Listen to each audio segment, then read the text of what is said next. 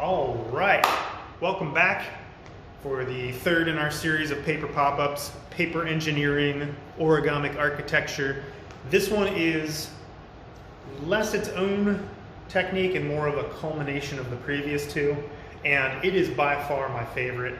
I apologize ahead of time if this video goes long. I'm going to try not to be long-winded, but I really love this technique, and hopefully you will too. So far, we've done the box technique, like here, and we've done the mouth technique, like that. And this one we're calling generations. And the reason it's called generations is because when you make either of these techniques, remember they're on a 90-degree fold? Well, it creates two new 90-degree V folds and one new 90-degree mountain fold. So that gives us the opportunity to, so if I follow where this one is, now I've got two layers of fold right here. I can cut through this and make a whole new generation. So, where are my scissors? Scissors. There. So if I take this and I snippety snip there and I snippety snip there, you can see I've got twice as many layers to go through, but the cuts are roughly half as long. And then,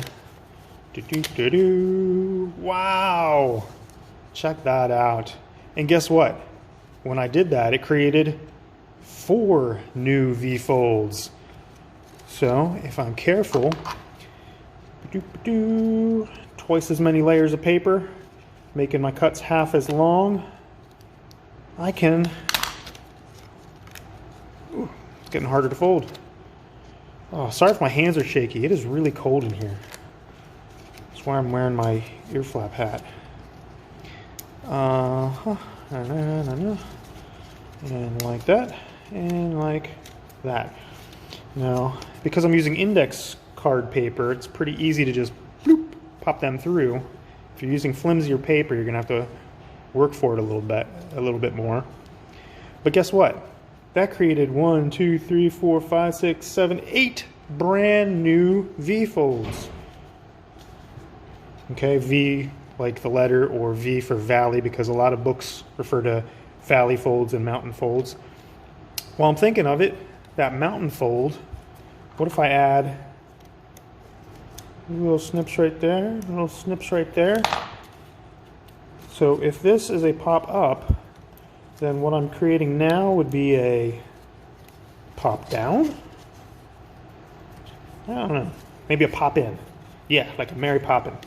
I can do that there, and I could do one here, and I could, ooh, these scissors are not good. I could really go crazy with this. Go crazy? Don't mind if I do. Woo-hoo. All right, well, as you can see, so chilly in here. Oops. It's harder to fold these because, you know, I've got these other ones in the way, but because this index card paper holds the folds real well, I don't have to try too hard to get it. I don't have to fold back and forth too much. But you can see this gets really complex really quickly. Now let's talk about some math. Math. Why do we call it generations? Well, generations with peoples, this is you. You have 2 human parents genetically. They each have 2 human parents genetically. They each have 2 human parents genetically. So you've got 4 grandparents and 8 great-grandparents and 16 great-great-grandparents, and by the nature of exponential growth, each generation of humans that you go back, you have twice as many ancestors. What does that mean? Well, it means that you are no further than 40th cousins with any other living human being. The furthest you could possibly be related to somebody is 40th cousins. So in other words, you share a common ancestor no more than 40 generations ago. So welcome to the family, everyone. This pattern is sometimes called a fractal tree. And fractals are so cool. Fractals are, oh, sorry for shaking the camera. Fractals are a curve or geometric figure, each part of which has the same statistical character as the whole. Fractals are useful in modeling structures such as eroded coastlines or snowflakes, in which similar patterns recur at progressively smaller scales, and in describing partly random or chaotic phenomena such as crystal growth, fluid turbulence, and galaxy formation. Examples: tree branches, your circulatory system, lightning, clouds, things that branch out like that happen in a fractal pattern. This is the underlying pattern of the universe and existence and life and your own organs, and it's amazing. You see this pattern all over the place too. If I turn it this way, it's like one side of a what's that called in sports, where you have teams, and each team, you put the winners there, and then the winners of that bracket. That's it. This pattern is super cool. Binary computers use essentially this pattern of ones and zeros for counting. If you are interested in this at all, I'm not going to talk too much more about it because I know I've already lost interest from some people, but if I were to label, let me grab, where's that one I had? Where'd you go? There it is. Okay, if I were to label all the small boxes A, and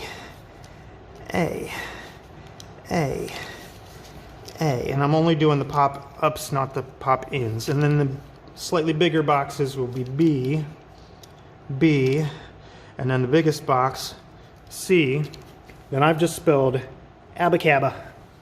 And if I were to go one more layer, I'd have abacabadabacaba. And if I had one more layer, I'd have abacabadabacaba, yabacabadabacaba.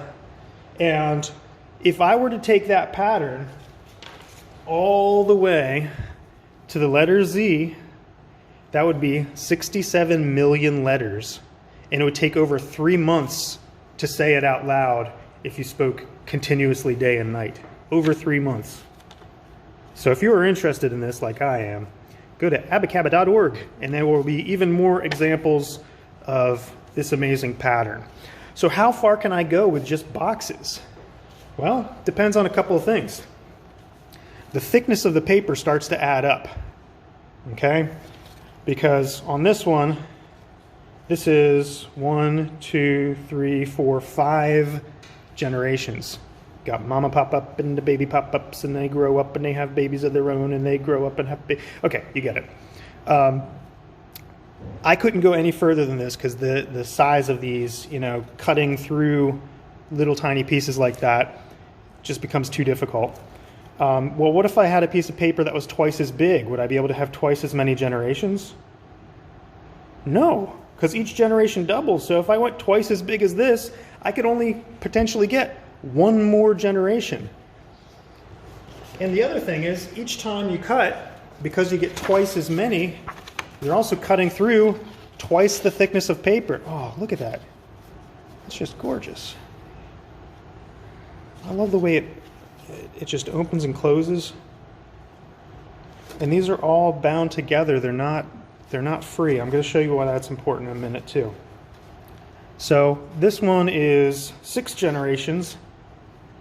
And that means that the last one, so the first one there's 1, then there's 2, then there's 4, then there's 8, and then there's 16, and then there's 32 of the very, very smallest ones. So that was a lot of layers of paper. And you can see it doesn't really close all the way because that's a lot of layers of paper. 64 layers of paper there from top to bottom. So that's intense. You don't have to take it that far, but if anyone can do more than that, I would definitely like to see it. because I think that looks so cool. And that's just cutting plain old ordinary boxes, but we remember from when we made boxes, they don't have to be plain or ordinary. So let me show you real quick what not to do. And this is the biggest mistake I see people make. They fold, go quickly. They cut and make a box, and they say, okay, how can I make the next generation? You can't yet. This pop-up needs to be all grown up before it has babies of its own. So you have to make that pop-up before you cut the next one. And they say, okay, I'm gonna make this one, and they forget that they need to make them half as long, so they make them a little bit too long. And they make them pop up. So far it's not a problem, but notice how this section's gotten a lot smaller.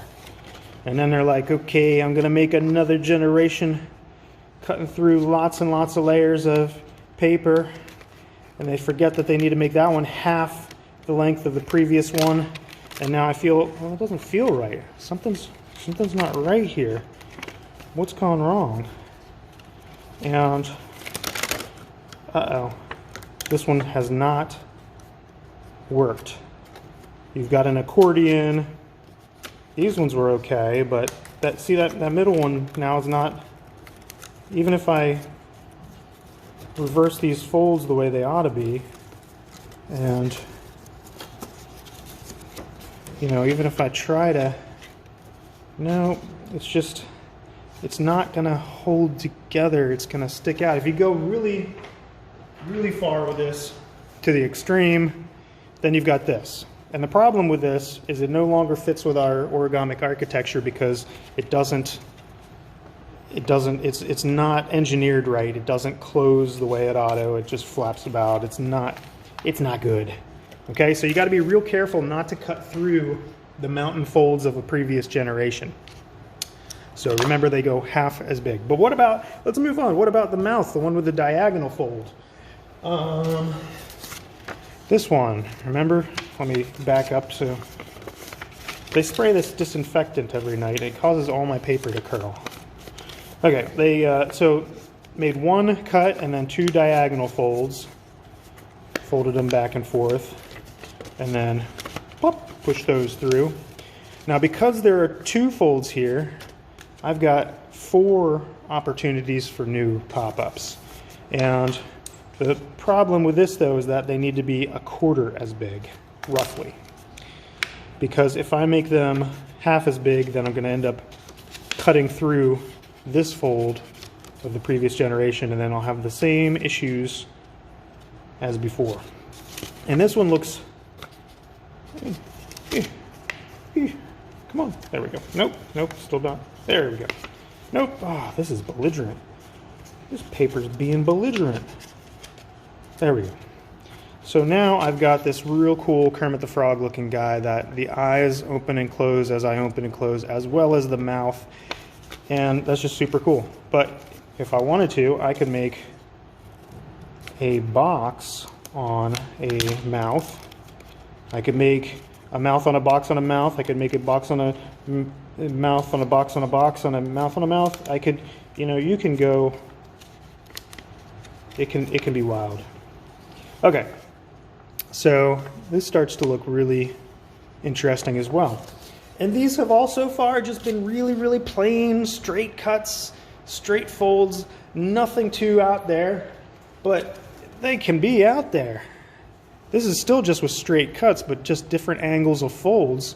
And I only went 1 extra generation from the first pop-ups, but I did it in 3 different boxes. Oh, and I did a little pop in at the top and bottom one. And it just looks so amazing to me. And this is all just with white paper too. There's nothing saying you can't add some color to this. If you wanted to make it look like a robot, this is still just real simple. 2 box pop-ups. After I pushed them through, I did a mouth pop-up on this one to make the eyes, and a little box pop up on the bottom one to make little feet, little robot feetsies. And then I could add, you know, I could draw electronic components on it and add some details that way as well.